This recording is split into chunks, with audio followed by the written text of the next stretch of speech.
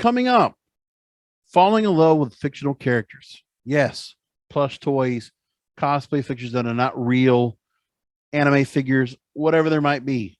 Actually having a love for something that is an inanimate object. That's the focus right now on this Depraved and Debaucherous episode. Thanks for listening and watching. I'm King of Podcasts. Fictosexuality is now a thing. Inside Hook talks about it, and actually it's starting to get a little more out there being discussed.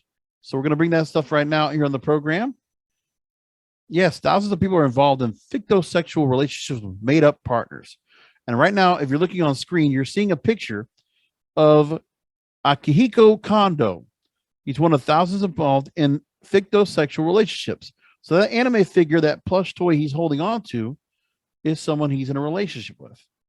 An inanimate object with no feelings, no heart, no real anything. So according to a New York Times report, it's a sexual identity that refers to sexual attraction experienced towards fictional characters. While most of us have probably experienced crushes on a favorite book or movie character, fictosexuals reportedly differ in that they experience sexual attraction exclusively towards fictional characters and can't get it up for actual people. Well, I can tell you one thing. If I had one fictional character I had to say I was very attracted to, would anybody be with me if I said Jessica Alba and Dark Angel the first season with the short hair? Yeah, that's the one. Not when they started bringing in different werewolves and all this other stuff. When it was the whole thing where she was trying to get out of that whole that thing that she was in, where she was going to get away from the people that were trying to hold her back as a kid, and all her friends were part of that. Remember that part? Michael Weatherly was on that. The guy that played Bull, or still does play Bull, right?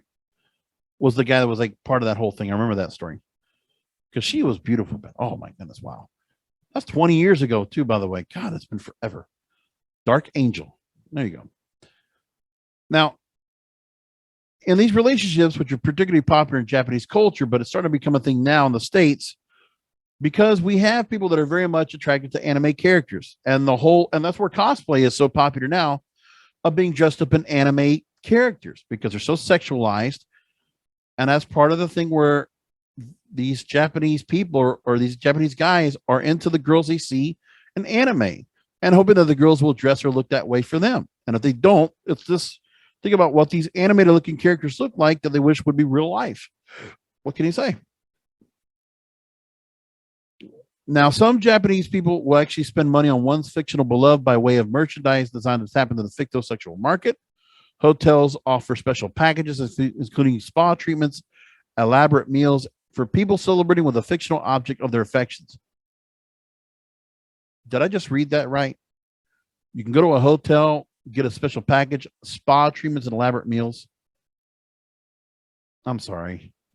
This is too much. We cannot have people attracted to fictional characters. You might have a fondness or some kind of a feeling for it, but I mean, come on. To go as far what this one guy just did and what other guys in Japanese culture are doing, and now it's happening here.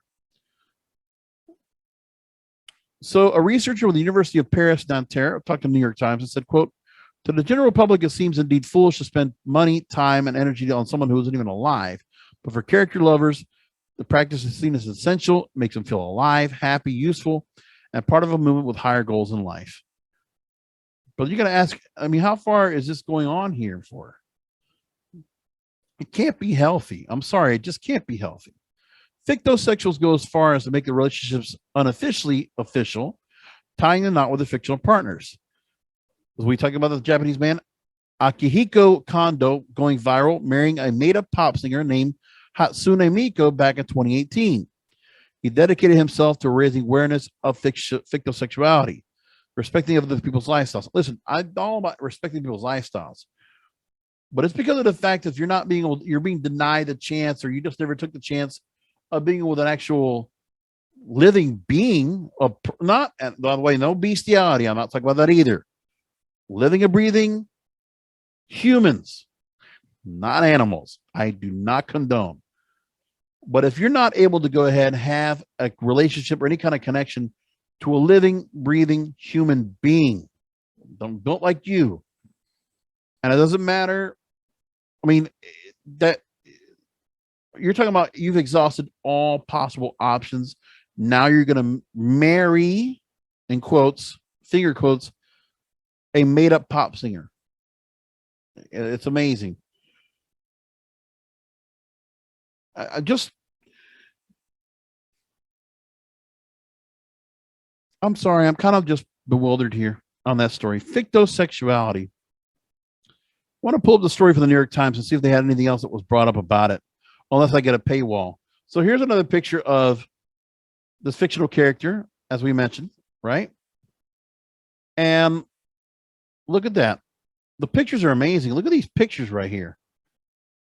There's a picture from this wedding ceremony and planning to be faithful to Miku until he died. So he's sleeping in bed with the doll. And by the way, this guy's 38 years old.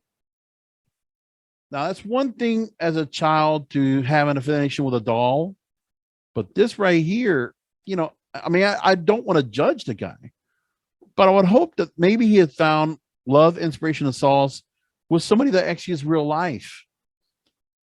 Because I think if he's not, then there must be something that psychologically is not great. I mean, look, if it makes him happy, that's one thing, but I don't know. I don't want to make this where this guy serves as a role model that that fictosexuality should be a thing. If people want to go ahead and pursue that option, that's one thing. But to encourage it, I would say no. I would not encourage it at all. But that's what they're talking about here. And there's another picture where he has a real life picture with it. And like, look, we don't know what's going on here. And there's something to be said about people going after real sex dolls. I don't get that either. And that they're trying to say that at some point, guys, you're going to have to go and live with the fact you're going to probably get real sex dolls. And that's going to be the preferred choice of women over real women or robots someday. I hope that doesn't happen. But that's just where things are going. We're going depraved more and more every day because we all are getting a little bit more, and things are always getting a little bit more depraved and debaucherous.